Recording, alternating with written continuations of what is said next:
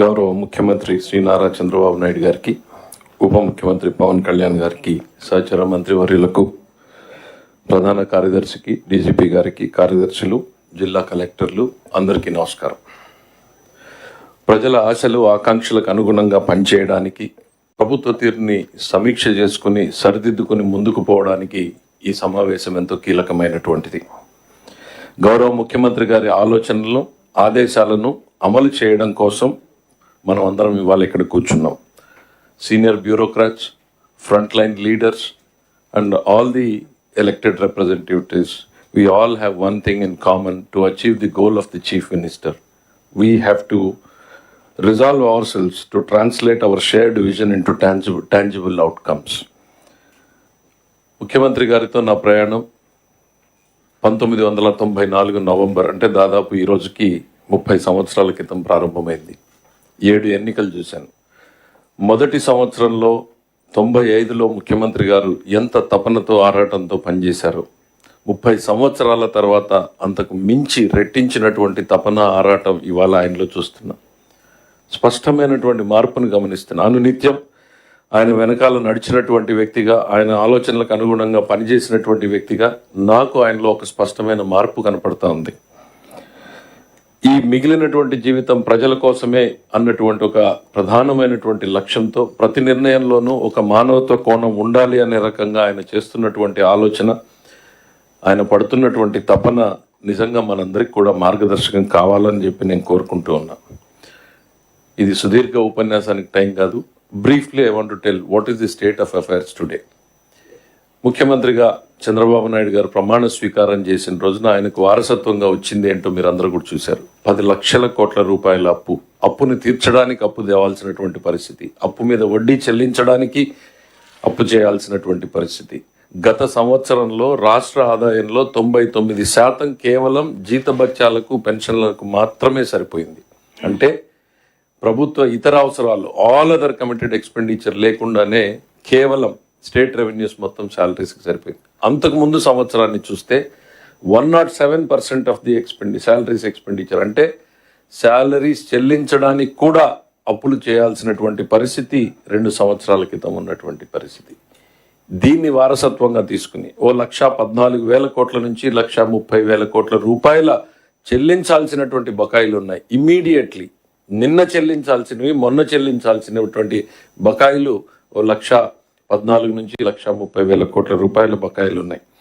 ఇక అత్యంత బాధాకరమైనటువంటిది అంటే ప్రతి వ్యవస్థని నాశనం చేసినటువంటి పరిస్థితి. నిన్న మొన్న 2-3 జిల్లాలకు రివ్యూకి వెళ్ళాం.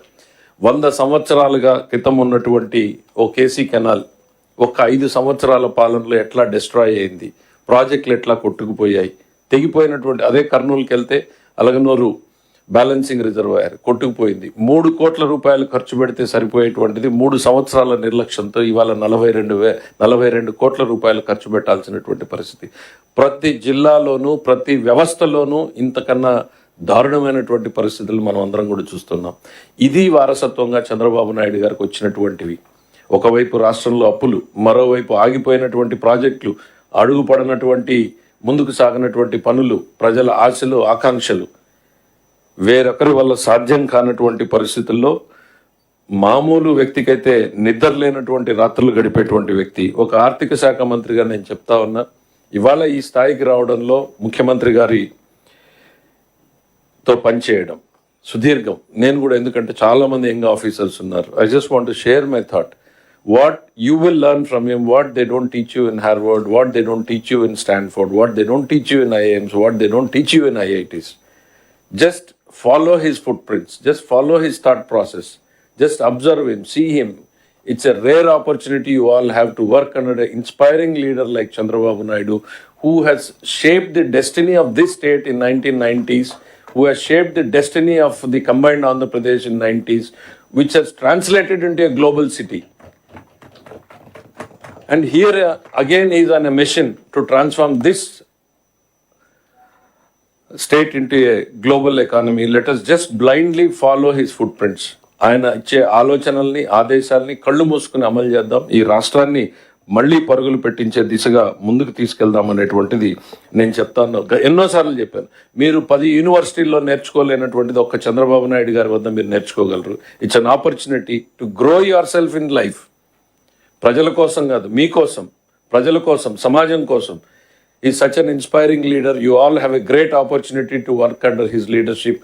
I want you to take this as an opportunity to shape yourself to help the people of this state to resolve. At the same time, ఆర్థిక శాఖ మంత్రి గారు 2 ముక్కలు చెప్పి క్లోజ్ చేయాలనుకుంటున్నా.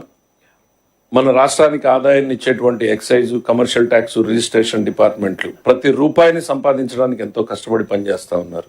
అట్లనే మిగిలిన శాఖల్ని కూడా నేను కోరేది, ప్రతి రూపాయిని ఖర్చు పెట్టేటప్పుడు ముఖ్యమంత్రి గారి ఆలోచనలకు అనుగుణంగా బాధ్యతాయుతంగా ఖర్చు పెట్టాలనేటువంటిది. ఎందుకంటే రాష్ట్రం ఉన్నటువంటి ఆర్థిక పరిస్థితుల్లో ఆయన ఆలోచనల్ని ఎఫెక్టివ్గా ఎట్లా ఇంప్లిమెంట్ చేయగలము అని ఇన్నోవేటివ్ ప్రాసెస్లో ఆలోచించమని చెప్పి మీ అందరినీ కూడా కోరుతా ఉన్నా. ఒక్కటి మాత్రం చెప్పగలుగుతున్నా, 3 నెలలు నేను సెక్రటరేట్లో 10 గంటల నుంచి 10 గంటలకు కూర్చుంటే నేనేదో కష్టపడిపోయాను అనేటువంటి భావన నాకు కనపడింది. ఒకసారి బ్లాక్ 1 వైపు తిరిగి చూస్తే కనపడింది నాకు, మనం ఎంతమందిమి మన డిన్నర్ని మన ఆఫీసుల్లో తిన్నాం.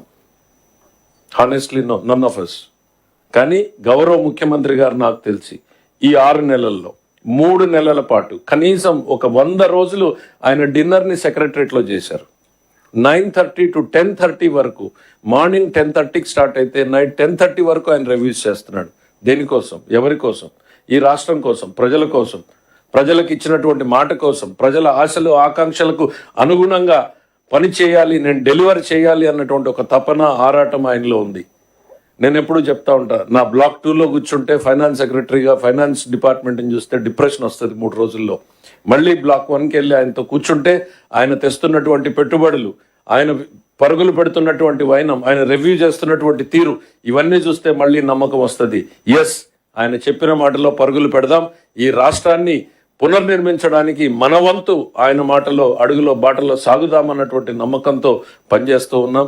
As team Chandrababu, all the cabinet ministers are committed to work for the people. నేను మిమ్మల్ని అందరినీ కోరేది ఒకటే, ఈ అద్భుతమైనటువంటి అవకాశాన్ని, ఆయన వద్ద పనిచేసేటువంటి అవకాశాన్ని, రాష్ట్ర ప్రజలకు నమ్మకాన్ని ఇచ్చేటువంటి పరిస్థితుల్లో మీరున్నారు. మీరందరూ కూడా ఈ రాష్ట్ర ప్రభుత్వ లక్ష్యాలను చేరుకోవడానికి కలిసి పనిచేద్దామని మిమ్మల్ని అందరినీ కోరుకుంటూ మరొకసారి మీ అందరి వద్ద సెలవు తీసుకుంటున్నా. అవకాశం ఇచ్చిన ముఖ్యమంత్రి గారికి హృదయపూర్వకంగా ధన్యవాదాలు తెలియజేస్తున్నాను. Thank you sir.